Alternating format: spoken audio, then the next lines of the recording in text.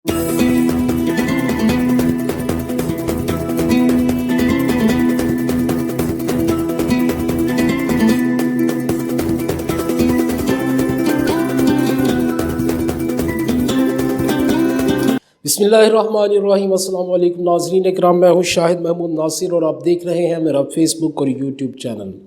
नाज़रीन इकराम, अल्लाह रब्बुल इज़्ज़त का एक उसूल है कि वो अपने बंदों को आज़माता है और फिर उनको अता करता है। हज़रत इस्माइल की कुर्बानी से हमें यही सबक मिलता है। अगर हम हज़रत यूसुफ़ की ज़िंदगी के बारे में पढ़ें और उसको ज़रा डीप तरीके से पढ़ें तो तब भी हमें यही समझ आती है कि अल्लाह रब्बुल इज़्ज़त ने पहले हज़रत याकूब अलैहिस्सलाम का इम्तिहान लिया, उनके बेटों को उनसे दूर करके, और फिर उनको वो सब कुछ अता किया जिसका अल्लाह रब्बुल इज़्ज़त ने उनके साथ वादा किया था, या ख्वाबों की शक्ल में हज़रत यूसुफ़ अलैहिस्सलाम को जो कुछ दिखाया था, फिर अल्लाह रब्बुल इज़्ज़त ने वो सब उनको अता किया। नाज़रीन इकराम, हमने पाकिस्तान की खातिर क्या कुर्बानी दी। पाकिस्तान को आज़ाद करवाने के लिए हज़ारों लाखों लोगों ने अपनी जानों की, हमारी औरतों ने अपनी इस्मतों की, और हमारे बच्चों ने अपने बचपन की कुर्बानी दी। लेकिन इस वक्त हम एक हकीकी आज़ादी की तरफ चल रहे हैं, लेकिन इस हकीकी आज़ादी के अंदर सिर्फ 2-4 लोगों की कुर्बानियां हैं।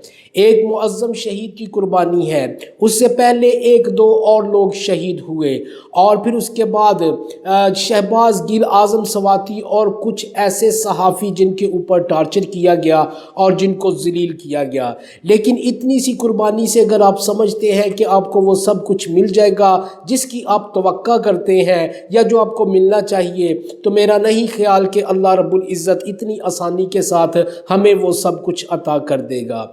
हमें कुर्बानियाँ अभी मज़ीद देनी पड़ेंगी। आप देखेंगे कि जिस तरह के हालात आगे चल के बदलेंगे, आपको खुद समझ आएगी कि लातों के भूत बातों से नहीं मानते, और आप खुद इस चीज़ का मुशाहिदा करेंगे आने वाले दिनों के अंदर कि इमरान खान के लिए जो रास्ता आप लोग समझते हैं कि बन चुका है, असल में उस रास्ते के अंदर अभी भी इतनी रुकावटें हैं, और फिर उसके बाद इतनी रुकावटें डाली जाएंगी कि इमरान खान के लिए वो रास्ता नामुमकिन सा नज़र आएगा। लेकिन सच भी ये है कि अल्लाह रब्बुल इज़्ज़त जब चारों तरफ अंधेरा नज़र आता है तो फिर उसमें से एक रोशनी की किरण अल्लाह ज़ाहिर करता है, और वही रोशनी की किरण इंसान को मंजिल की तरफ लेके जाती है।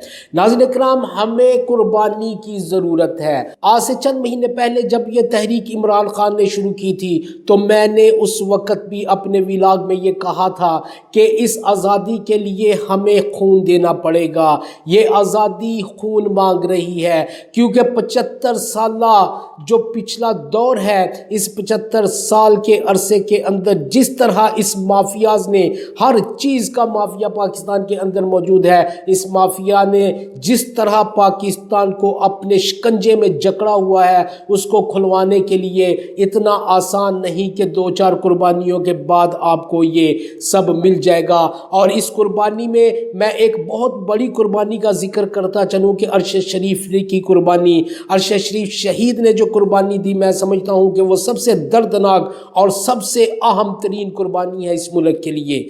लेकिन इन्हीं कुर्बानियों के खून से, इन्हीं शहीदों के खून से नए लोग पैदा होंगे, आज़ाद जहन के लोग पैदा होंगे, और इन्हीं के खून की बरकत से आज़ाद जहन वाले लोग आज़ादी लेकर आएंगे। लेकिन उसके बावजूद हमें कुर्बानियाँ देनी पड़ेंगी, हमें इस मुल्क को, इस धरती माँ को खून देना पड़ेगा, इसलिए कि इस धरती के साथ पिछले 75 सालों में गद्दारों, डाकुओं और लुटेरों ने जिस तरह का सलूक किया है, तो उस सलूक का खमियाजा हमें अपने खून से भुगतना पड़ेगा, चाहे वो हमारा खून हो या फिर उन लुटेरों, डाकुओं, गद्दारों का खून हो। लेकिन ये धरती खून मांग रही है। अगर इस खून के बगैर आप समझते हैं कि पाकिस्तान आज़ाद हो जाएगा, आपको हकीकी आज़ादी मिल जाएगी, तो आप अहमकों की जन्नत में रहते हैं। ये मेरे रब का उसूल ही नहीं है। मेरा रब कुर्बानी मांगता है, मेरा रब खून पसंद करता है। एक अच्छे काज के लिए, जब आप एक नेक काज के लिए अपना खून देते हैं तो अल्लाह उस खून की बरकत से आपको ना सिर्फ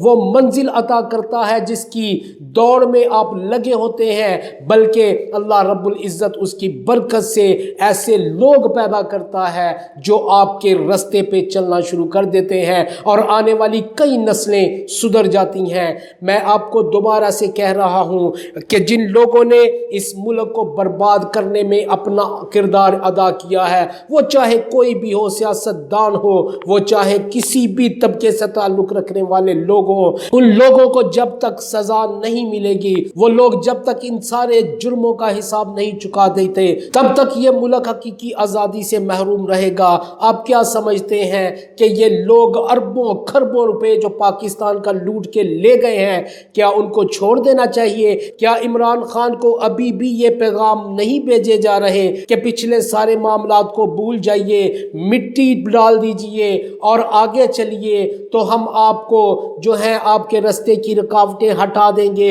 لیکن میں آپ کو یقین سے کہہ سکتا ہوں وہ نہ مانے گا، اور اس نے نہیں مانا۔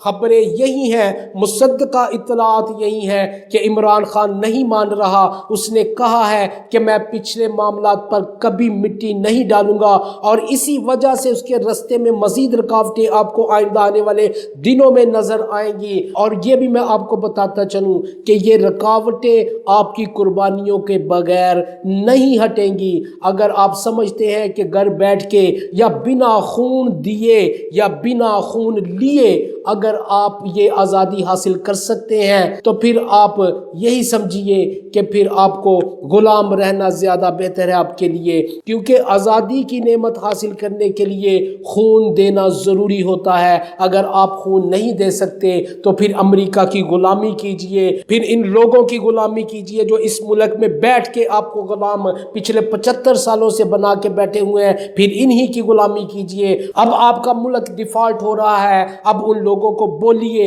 اب ان لوگوں سے کم از کم یہ سوال تو کیجئے کہ اب اس ملک کو ڈیفالٹ ہونے سے تو بچائیں۔ جو کچھ آپ نے اس ملک کے اوپر مہربانیاں فرمائی ہیں، اب آپ کا ہی فرض بنتا ہے کہ اب اس ملک کو ڈیفالٹ ہونے سے بچائیے۔ باجوہ تو چلا گیا، لیکن اس باجوہ کی باقیات جو ابھی تک موجود ہے، اور اس کا ثبوت اعظم سواتی کی گرفتاری ہے جو ابھی تک آزاد نہیں ہو رہا، اور جس کا بار بار جسمانی ریمانڈ دیا جا رہا ہے، اس سے ظاہر ہوتا ہے کہ وہ باقیات ابھی موجود ہیں۔ تو ان باقیات سے بھی اور موجودہ اسٹیبلشمنٹ سے بھی یہ سوال ضرور کیجئے کہ پاکستان کو ڈیفالٹ ہونے سے کون بچائے گا؟ پاکستان کو ڈیفالٹ ہونے سے بچائیے۔ پچھلے 75 سالوں سے آپ پاکستان کے ساتھ کھیل رہے ہیں، اب آپ پاکستان کو ڈیفالٹ ہونے سے بچائیے تاکہ ہمیں پتہ چلے کہ آپ واقعی کھلاڑی ہیں۔